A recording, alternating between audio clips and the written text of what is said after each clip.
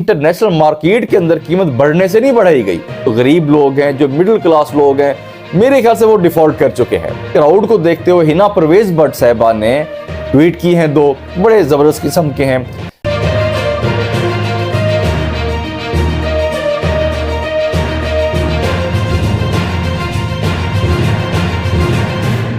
बिस्मिल्लाहिर्रहमानिर्रहीम, अस्सलाम वालेकुम। मैं हूं हसन अल्ताफ और आप देख रहे हैं मेरा यूट्यूब चैनल। तो मरियम नवाज साहबा वापस आ चुके हैं और उनके जाहिर सी बात है आने के साथ साथ उनके असरात भी आ चुके हैं।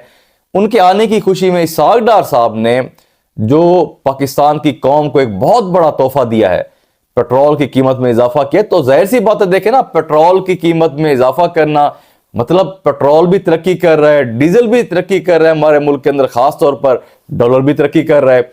तो इसहाक डार साहब क्योंकि हमारे मुल्क का एक बहुत बड़ा असासा भी हैं, अब इसहाक डार साहब की कोशिश है कि पेट्रोल, डीजल, डॉलर, इन तीन चीजों को तरक्की दी जाए।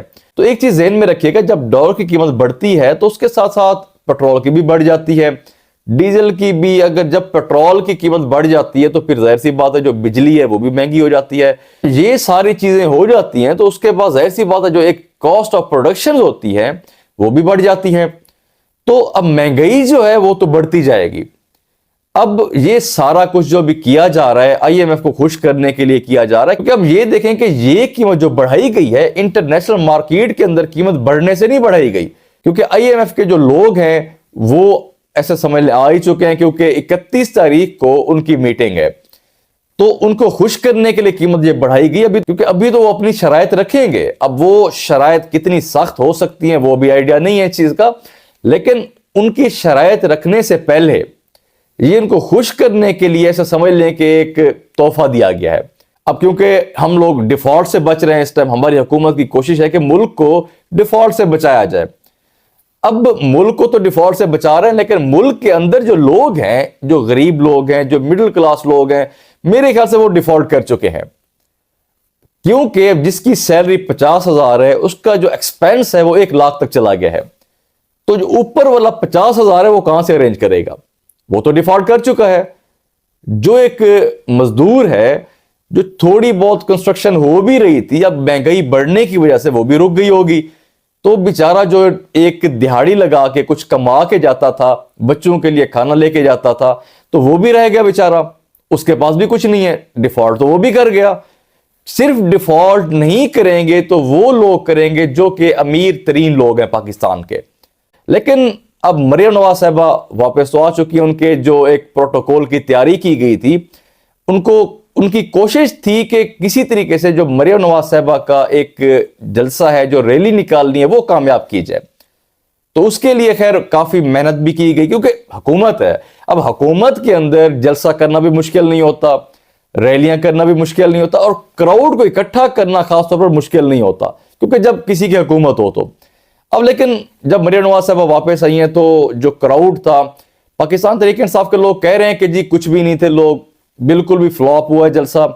तो मेरे ख्याल से लोग थे, कामयाब भी समझ लें चले इस बात को। तो उसी क्राउड को देखते हुए हिना परवेज भट्ट साहिबा ने ट्वीट की हैं, दो बड़े जबरदस्त किस्म के हैं। उन्होंने एक ट्वीट में लिखा है कि जी पीटीए वालों गिन लो, मतलब इतनी आवाम है, इतने लोग हैं, उन्होंने कहा कि गिन लो आप कितने लोग हैं ये।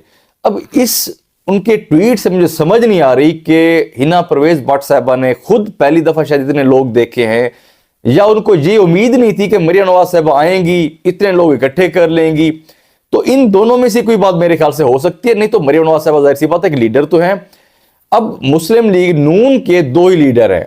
शहबाज शरीफ साहब अगर पाकिस्तान में हों भी कोई फर्क नहीं पड़ता, क्योंकि वो नून लीग के लीडर नहीं है।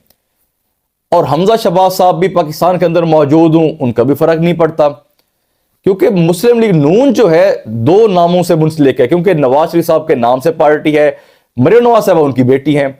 अब इन दोनों में से एक का होना जरूरी होता है। अब इन दोनों में से अगर एक बंदा आ चुका है पाकिस्तान में इतने अरसे के बाद, और कामयाब सर्जरी हुई है मरियम नवाज साहबा की, तो उसके लिए जाहिर सी बात है लोगों ने इकट्ठा भी होना था, मुबारकें भी देनी थी।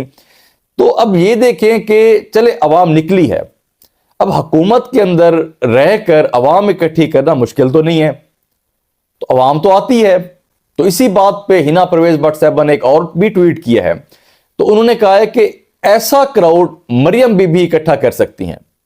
क्या बात है, मतलब मरियम साहबा ही ऐसा क्राउड इकट्ठा कर सकती हैं ना। मतलब मरियम नवाज साहबा से पहले कभी क्राउड इकट्ठे हुए हैं ना, उनके बाद इकट्ठे होंगे ना। मतलब कोई माजी के हमारे जो सियासतदान थे उन्होंने कभी इतना क्राउड इकट्ठा किया था, ना ही इमरान खान साहब ने कभी किया है, ना किसी और ने किया होगा इकट्ठा।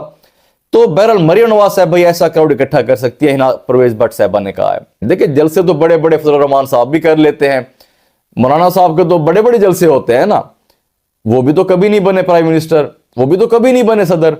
अब मरियम साहबा भी आ गई हैं, तो मरियम साहबा के आने से जो पेट्रोल की कीमत में इजाफा किया गया, तो मेरे ख्याल से उनको अब काफी नुकसान होगा। क्योंकि अगर इसहाक डार साहब एक हफ्ता रुक जाते ना, तो मेरे ख्याल से मरियम साहबा का थोड़ा सा जो एक इस्तकबाल था, जो एक अच्छा इस्तकबाल कहा जा रहा है, जो मेरे ख्याल से कुछ ना कुछ उनकी फिर इज्जत रह जाती। लेकिन इसहाक डार साहब ने बिल्कुल भी इंतजार नहीं किया। उसकी वजह यह है कि क्योंकि IMF के जो लोग आने थे वो मेरे ख्याल से पहुंच चुके होंगे इस टाइम, क्योंकि 31 को मीटिंग है, तो इसीलिए इंतजार नहीं कर सकते थे इस बात का। वो उनको फैसला करना था, उनको खुश करने के लिए दिखाना था कि जी हमने पेट्रोल की कीमत बढ़ा दी है, हमने जो डॉलर की एक्चुअल प्राइस है वो भी हमने कर दी है। तो अभी मजीद जो एक शरायत आनी है वो बड़ी खतरनाक है।